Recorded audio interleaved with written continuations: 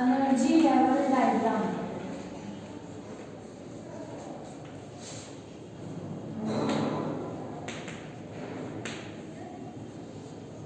Energy level diagram खाली definition लिख लो, लिखो a diagram which represents the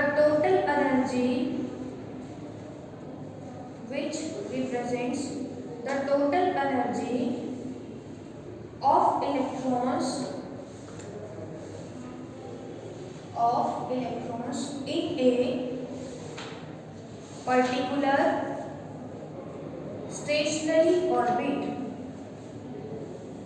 in a particular stationary orbit is called energy level diagram.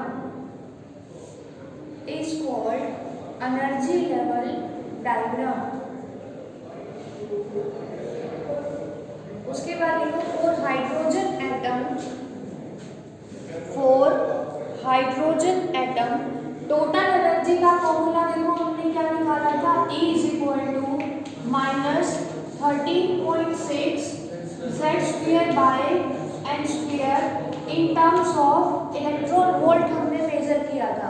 अब particular orbit की बात करेंगे, हर ऑर्बिट की एनर्जी जो होगी उसको रिप्रेजेंट करेंगे किसके अंदर, एनर्जी लेवल डायग्राम के अंदर।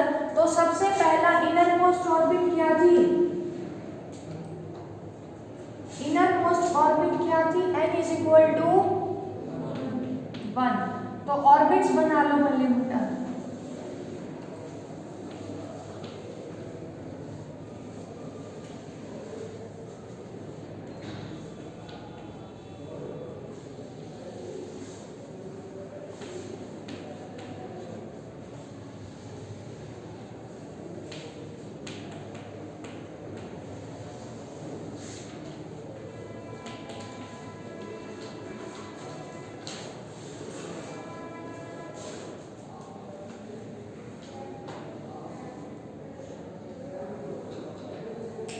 एनर्जी लेवल्स हम ड्रॉ कर रहे हैं अप टू n = 6 तक। उसके बाद देखो हाइड्रोजन एटम हमने लिया है, हाइड्रोजन एटम के अंदर एटॉमिक नंबर कितना होता है, 1। तो Z को यहाँ पे क्या पुट करवा देंगे, 1। एनर्जी कितनी आ जाएगी, -13.6 divided bye n² electron volt. अब स्पेक्ट्रल सीरीज के अंदर हमने पढ़ा था जितने भी ट्रांजिशन n = 1 के ऊपर हो रही थी वो कौन सी सीरीज को रिप्रेजेंट कर रही थी, लाइमन सीरीज को। तो ये रिप्रेजेंट कर लो ना लाइमन सीरीज।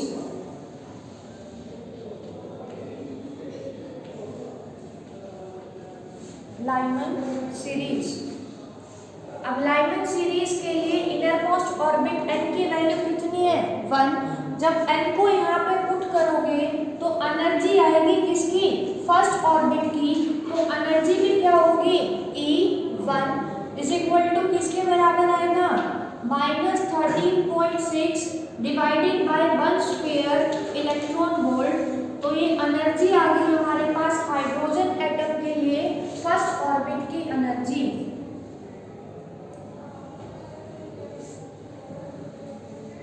नेक्स्ट लिखो बाल्मर के लिए ट्रांजिशन कहाँ पे हो रही थी, सेकंड लेवल के अंदर।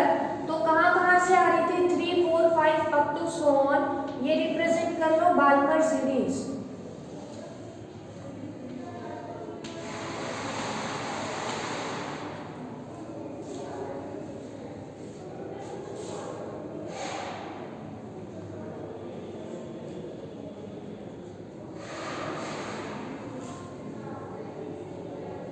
बाल्मर सीरीज के लिए टोटल एनर्जी निकालना है,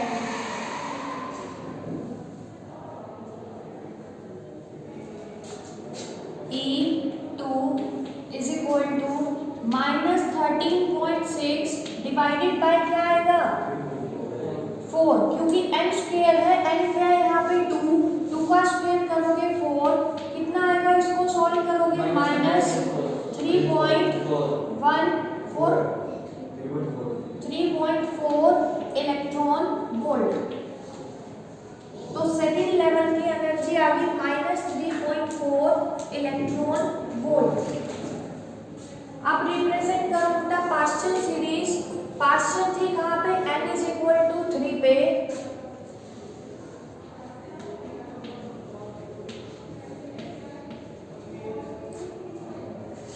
क्वेश्चन के लिए एनर्जी निकालो कितनी आएगी। E3 is equal to minus 13.6 divided by क्या आ जाएगा 9। सॉल्व करो कितना आ रहा है minus 1.51 electron volt.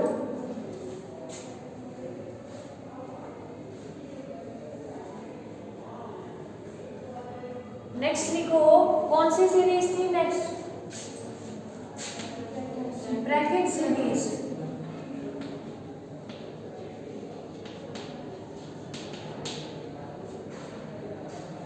Bracket series के लिए एनर्जी निकालो E4 is equal to 13.6 divided by 16 और क्या लिख सकते हो minus 3.4 divided by 4 electron volt. कितना आ रहा है इसको सॉल्व करो 0.85 electron volt 0.85 electron volt. Last कौन सी सीरीज थी पीफर्ट सीरीज जिसके अंदर ट्रांजिशन हो रही थी बेटा n इज इक्वल टू 5 पे। एनर्जी निकालो इसकी कितनी आएगी E5 is equal to minus 13.6 divided by 25। इसको सॉल्व कर दे 500 जल्दी।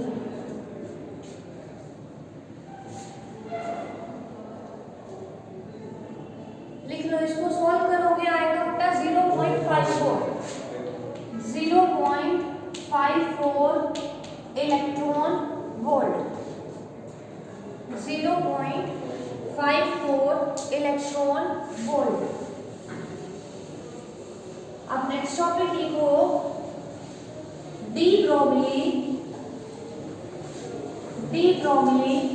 Explanation of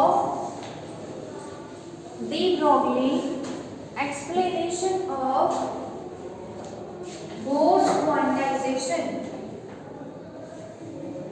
de Broglie explanation of Bose quantization।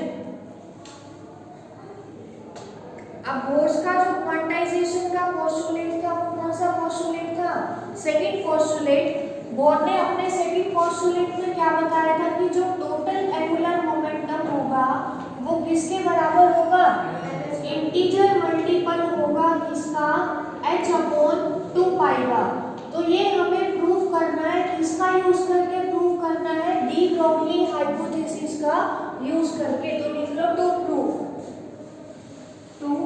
Prove MBR is equal to NH/2 पाई। अब डी ब्रोगली ने इसको देखो कैसे एक्सप्लेन किया। बोर ने तो हमें क्या बताया था कि इलेक्ट्रॉन रिवॉल्व करेगा स्टेशनरी ऑर्बिट के अंदर किसके अराउंड न्यूक्लियस के अराउंड। लेकिन डी ब्रोगली ने किसका कंसेप्ट दिया था पार्टिकल का एक्ट भी करेगा और कभी किसका एक्ट करेगा वेव की तरह एक्ट करेगा। तो इसने हमें क्या बोला जो इलेक्ट्रॉन है वो सिंपल मूव करने की बजाय किसकी तरह मूव करेगा एक वेव की तरह मूव करेगा। वेव के अंदर क्या बनेंगे नोड्स बनेंगे। नोड्स पता है ना क्या होते हैं नोड्स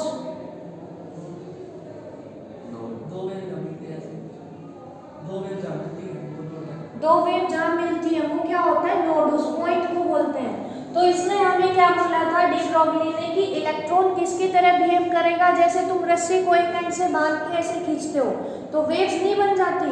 सिमिलरली इसने क्या बोला कि इलेक्ट्रॉन भी किसकी तरह बिहेव करेगा वेव की तरह। अब इलेक्ट्रॉन रिवॉल्व कर रहा है बेटा किस पाथ के अंदर सर्कुलर पाथ के अंदर। सर्कुलर पाथ के अंदर उसकी सर्कमफेरेंस या टोटल लेंथ कितनी होगी 2πr।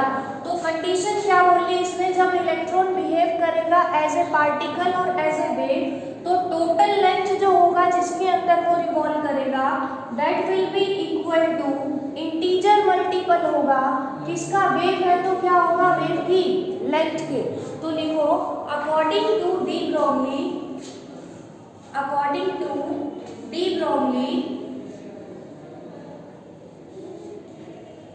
an electron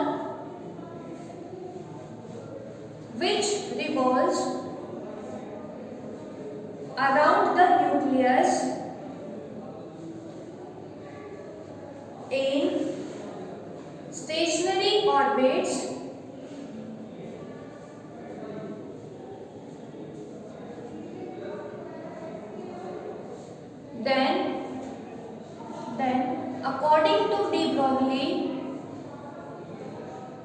according to de Broglie, a stationary orbit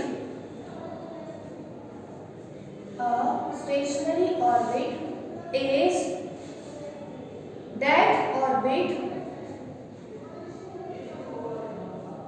which contains integer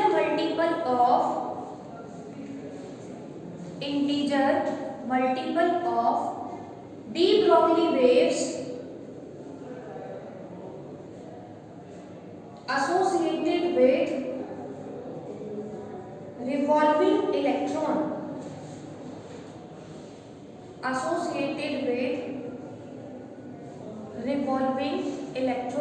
that is 2 pi r is equal to n lambda. इसको मान लो इक्वेशन नंबर 1. नेक्स्ट लाइन में लिखो from de Broglie hypothesis lambda is equal to क्या पढ़ा था हमने h/mv. इसको मान लो बेटा इक्वेशन नंबर 2. उसके बाद लिखो from first and second.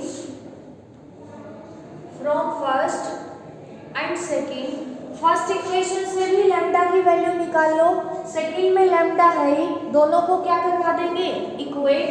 First से लैम्डा देखो क्या आएगा 2 pi r divided by n is equal to h/mv. mv को उधर ले जाओ, क्या आ जाएगा mvr is equal to n को राइट हैंड साइड पे ले जाओ nh अपॉन 2 पाई को नीचे ले आओ. mvr is equal to nh upon 2 pi which is Bohr's quantization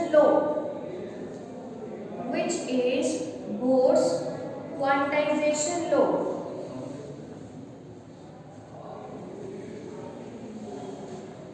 उसके बाद लिखो, 2 टॉपिक बीच में रह गए थे ना तुम्हारे रदरफोर्ड के बाद वाले, वो लिखो next topic distance of closest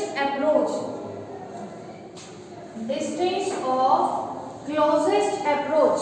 ये जो टॉपिक है बेटा रदरफोर्ड वाले एक्सपेरिमेंट का टॉपिक है, तो लिख लेना ऊपर फ्रॉम रदरफोर्ड्स अल्फा रे scattering experiment. From Rutherford's alpha ray scattering experiment. अब डिस्टेंस ऑफ क्लोजेस्ट अप्रोच का मतलब देखो, सबसे पहला तो रदरफोर्ड ने जो स्कैटरिंग करवाई थी, किसकी करवाई थी अल्फा पार्टिकल की स्कैटरिंग करवाई थी. तो हम सबसे पहले क्या लेंगे एक अल्फा पार्टिकल कंसीडर करेंगे. अब डिस्टेंस ऑफ क्लोजेस्ट अप्रोच का मतलब देखो क्या है, सपोज करो ये कोई भी एटम है हमारे पास और ये एटम का क्या ले लिया बेटा हमने न्यूक्लियस. अब अल्फा पार्टिकल की स्कैटरिंग हमने करवाई थी गोल्ड फॉइल के साथ. उसके बाद कंक्लूजन निकाला गया था कि एटम के अंदर क्या है पॉजिटिवली चार्ज सेंट्रल कोर, उसी को हमने नाम दिया था न्यूक्लियस. अब सपोज करो अल्फा पार्टिकल इनिशियली यहाँ पर रेस्ट के अंदर रखा है, रेस्ट में है तो इसकी काइनेटिक एनर्जी क्या है 0. उसके बाद क्योंकि हमें अल्फा पार्टिकल को स्कैटर करवाना है किससे न्यूक्लियस से, तो अल्फा पार्टिकल ने मूव करना शुरू किया. अब अल्फा पार्टिकल में कैसा चार्ज होता है पॉजिटिव चार्ज, न्यूक्लियस के ऊपर में कैसा चार्ज है पॉजिटिव चार्ज. तो अल्फा पार्टिकल क्या करेगा अप्रोच करेगा किसको न्यूक्लियस को अप्रोच करेगा तो उसकी काइनेटिक एनर्जी क्योंकि वो मोशन में आ रहे क्या होगी इंक्रीज होती जाएगी. कब तक इंक्रीज होगी जब तक वो न्यूक्लियस की तरफ जाएगा. ठीक है, लेकिन जैसे ही एक पर्टिकुलर डिस्टेंस में पहुंचेगा अल्फा पार्टिकल, क्योंकि दोनों के ऊपर लाइक चार्ज है, लाइक चार्ज क्या करेंगे एक दूसरे को रिपेल. तो एक पर्टिकुलर पॉइंट पे पहुंचते ही उसकी सारी काइनेटिक एनर्जी क्या हो जाएगी 0. और वो सारी काइनेटिक एनर्जी कन्वर्ट हो जाएगी किसके अंदर, पोटेंशियल एनर्जी के अंदर। तो उस मिनिमम डिस्टेंस को किसके बीच का, न्यूक्लियस और अल्फा पार्टिकल के बीच का वो मिनिमम डिस्टेंस जहां से अल्फा पार्टिकल वापस रिफ्लेक्ट बैक हो गया थ्रू 180 डिग्री, उस मिनिमम डिस्टेंस को हम क्या बोलते हैं, डिस्टेंस ऑफ क्लोजेस्ट अप्रोच। इसका सिंबल होता है आर नोट। तो पहले लिखो डेफिनेशन, लिखो the minimum distance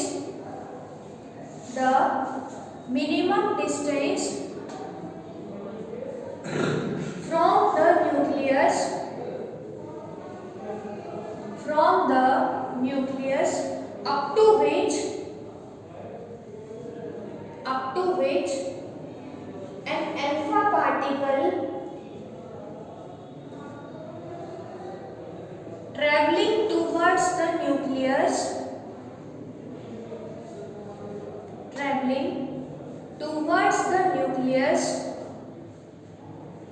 can move before coming to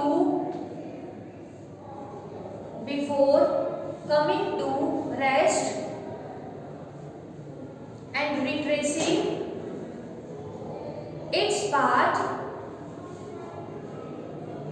is known as distance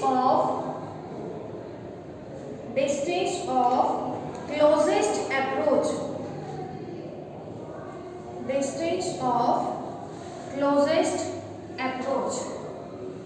next line में लिखो it is denoted by R naught. It is denoted by R naught. अब इसका मैथमेटिकल एक्सप्रेशन निकालना है किसका, R naught का। तो देखो क्या चाहिए हमें, काइनेटिक एनर्जी पूरी कन्वर्ट होगी किसके अंदर, पोटेंशियल एनर्जी के अंदर। उस पर्टिकुलर पॉइंट को हम क्या बोल रहे हैं, distance of closest approach. Kinetic energy किसकी निकालेंगे, अल्फा पार्टिकल की। तो सबसे पहले तो तुम्हें पता होना चाहिए हमारे पास दो चार्ज पार्टिकल हैं। पहला तो कौन है, अल्फा पार्टिकल, जिसको हम मूव करवा रहे हैं। अल्फा पार्टिकल का चार्ज कितना होता है, +2e, ट्वाइस होता है इलेक्ट्रॉन का अल्फा पार्टिकल का चार्ज। और चार्ज ऑन Q2 किसका चार्ज है, न्यूक्लियस का चार्ज, जिसकी तरफ अल्फा पार्टिकल क्या कर रहे हैं, अप्रोच। अब न्यूक्लियस कैसा है, अननोन, तो न्यूक्लियस का चार्ज क्या लोगे, Z/E। अब हमें एक तो काइनेटिक एनर्जी निकालनी है, दूसरी पोटेंशियल एनर्जी, दोनों को इक्वेट करवाना है। काइनेटिक एनर्जी का फॉर्मूला समृद्धि क्या होता है बेटा,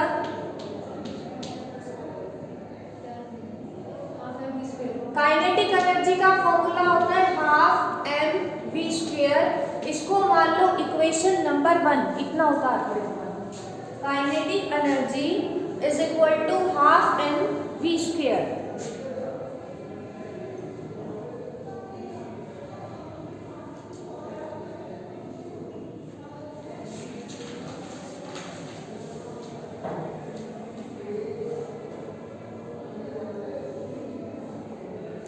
दूसरी क्या निकालनी है, पोटेंशियल एनर्जी का। तो पोटेंशियल एनर्जी पहले तो निकालेंगे बेटा किसी पर्टिकुलर पॉइंट पे। तो नेक्स्ट लाइन में लिखो potential energy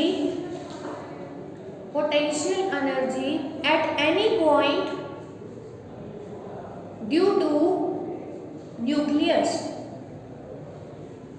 at any point पे पोटेंशियल एनर्जी का फॉर्मूला क्या था, KQ/R। न्यूक्लियस की वजह से निकाल रहे K, तो न्यूक्लियस का ही चार्ज लेंगे, क्या आएगा, KZE डिवाइडेड बाय डिस्टेंस हमने कितना लिया है, R नोट। अब हमें किसकी पोटेंशियल एनर्जी चाहिए, अल्फा पार्टिकल की। तो नेक्स्ट लाइन में लिखो potential energy of the alpha particle from the nucleus is किसके बराबर आएगी,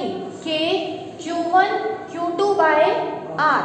अब देखो क्या है के न्यूक्लियस की वजह से न्यूक्लियस का चार्ज क्या ले लिया Ze, किसकी निकाल में अल्फा पार्टिकल की, तो इनटू में क्या आ गया 2e divided by are naught. इसको मान लो इक्वेशन नंबर 2, इक्वेशन नंबर 2।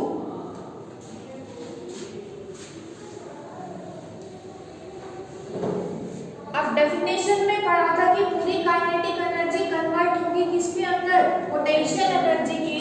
तो यहां से क्या आएगा, kinetic energy is equal to potential energy.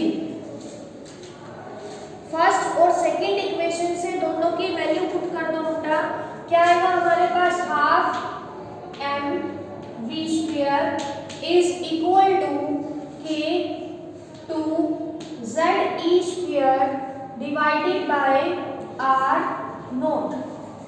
हम एक्सप्रेशन निकाल रहे हैं किसके लिए, distance of closest approach r naught के लिए। तो आर नोट को उधर ले जाओ, क्या आएगा 2 K Z E square divided by half M we square divided by half M we square.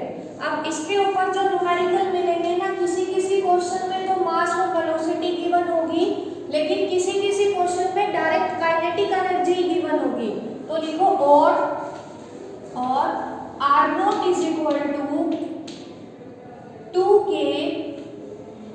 Z E square divided by kinetic energy. अगर क्वेश्चन के अंदर काइनेटिक एनर्जी गिवन है तो हाफ एम वी स्क्वायर की जगह kinetic energy use कर लेंगे, otherwise इस फॉर्मूले में वैल्यू पुट करेंगे। हो गया सबका। लास्ट डेफिनेशन लिखो, इम्पैक्ट पैरामीटर। ये पूछते नहीं है, बस लिख लो impact parameter.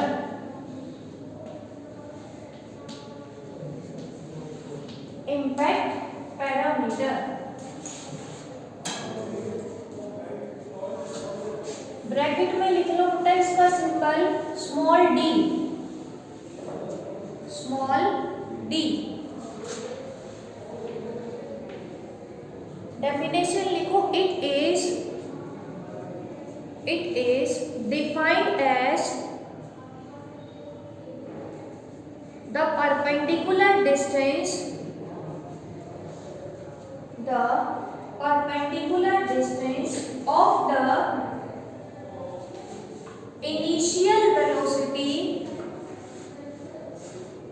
of the initial velocity of the alpha particle